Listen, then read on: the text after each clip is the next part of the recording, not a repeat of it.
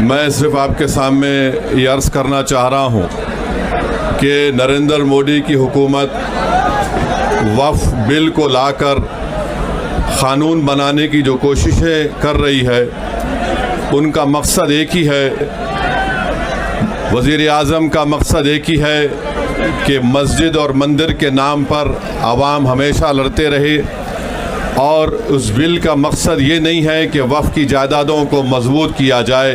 آپ خود اندازہ لگائیے کہ ہندو دھرم کے ایک بہت بڑے جورسٹ ہیں بی کے مکھرجی کی کتاب میں لکھا گیا کہ ہندو دھرم میں بائی کسٹم بائی یوسیج وہ مندر کی جائیداد بن سکتی ہے، تو نریندر مودی وقف کے وقف با یوزر کو اس طرح سے ختم کر رہے ہیں کہ اگر کوئی ڈسپیوٹ ہوگا یا گورنمنٹ پراپرٹی ہوگی تو وقف با یوزر نہیں رہے گا۔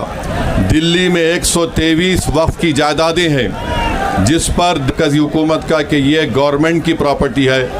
کلیکٹر کو اختیار دینے کا مطلب یہی ہے کہ کلیکٹر حکومت کے حق میں فیصلہ دے گا۔ جس مسجد کے امام ہمارے بھائی مرکزی حکومت کہتی ہے کہ وہ گورنمنٹ کی پراپرٹی ہے، اگر کل خدا نخواستہ یہ قانون بنے گا تو کوئی بھی جا کر مرکزی حکومت کی طرف سے، دلی سرکار کی طرف سے وہاں پر ایک نوٹس لگا دے گا کہ یہ وقف کی پراپرٹی۔ ہبہ کو نکال رہے ہیں، ٹرانسفر آف پراپرٹی میں ہبہ ہے مگر کوئی گفٹ نہیں کر سکتا وقف کی جائیداد کو۔ نریندر مودی آج کل بھارت کے ہمارے فضیلت الشیخ بنے ہوئے ہیں اور یہ بتا رہے ہیں کہ اگر کوئی مسلمان ہوتا ہے تو اس کو 5 سال تک وہ وقف کو نہیں دے سکتا ہے۔ یہ کہاں سے ان کو معلوم ہوا؟ کون سی فقہ یہ کی کتاب میں لکھا گیا؟ تو ان کا مقصد ایک ہی ہے کہ بھارت کے مسلمانوں سے ان کی سیاسی اور مذہبی شناخت کو چھین لیا جائے۔ میں آپ کو چھیننا، ایویکیو پراپرٹیز کو چھین لینا، یہ مقصد نریندر مودی کی حکومت کا ہے۔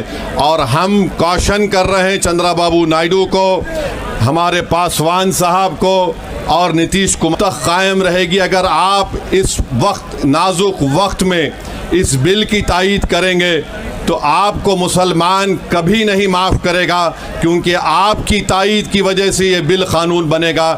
اس لیے ہم ان سے بھی کہہ رہے ہیں کہ آپ اس غیر انکانسٹیٹیوشنل بل کی تائید مت کریے۔